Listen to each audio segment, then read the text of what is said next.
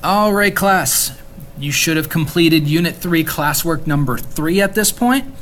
So now we're going to continue in your notes. I need you to go back to your notes packet and look for the section that talks about formulas with polyatomic ions, okay?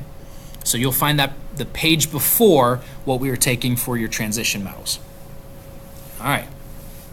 Now, all of those polyatomic ions, there's 6 of them that you need to know. That's the hydroxide, carbonate, sulfate, phosphate, nitrate, and ammonium. You do need to have those memorized.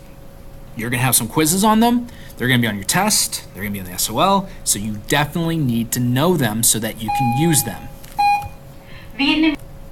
So we're actually going to start using them now so that you can make formulas and names. Okay? What I need you to understand, and this is going to be in your notes packet that you need to start copying down, polyatomic ions are an ion made up of 2 or more atoms bonded together. So for instance, when you have carbonate, which is CO3 with a 2 negative charge, that means you have 1 carbon atom bonded to 3 oxygen atoms, and that whole thing has a negative 2 charge. Okay?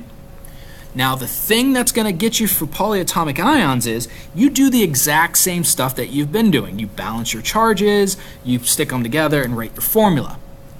But if you see here at the bottom, you use parentheses when you have more than one of the polyatomic ion needed. Okay? So let's go through some examples so you can see this. Also with polyatomic ions, when we name it, you are not going to change the name of the polyatomic ion. So if it's carbonate, it's going to stay carbonate. You don't change the ending.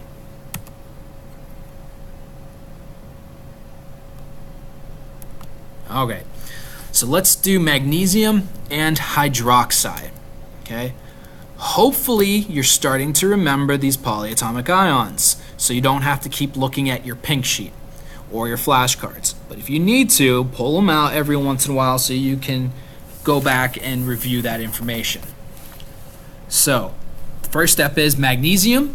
You should find on the periodic table, element number 12, it's in group 2. Since it's in group 2, it has a positive 2 charge. Hydroxide you should know as OH minus. Okay? When you put these on a balance, you notice that the hydroxide side is less than the magnesium side. So to balance this out properly, you're going to need 2 of your OHs to balance the charge on your magnesium. So make sure you're writing your balance.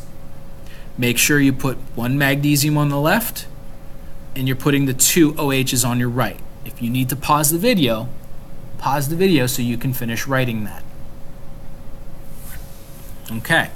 So now we're going to put it together in a formula.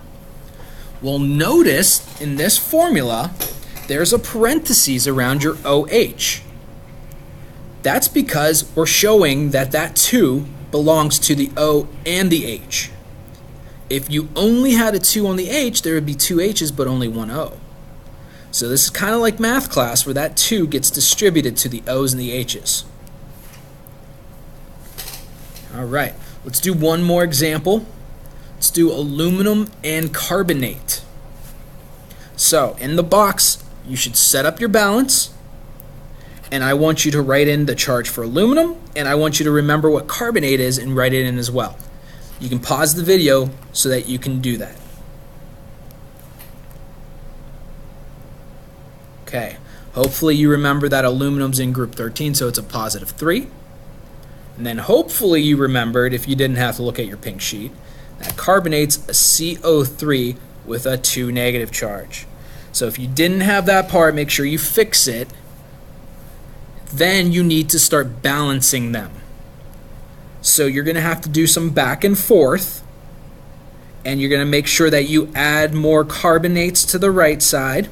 Then you're going to add an aluminum to the left side. And you're going to add another carbonate to the right side. Okay?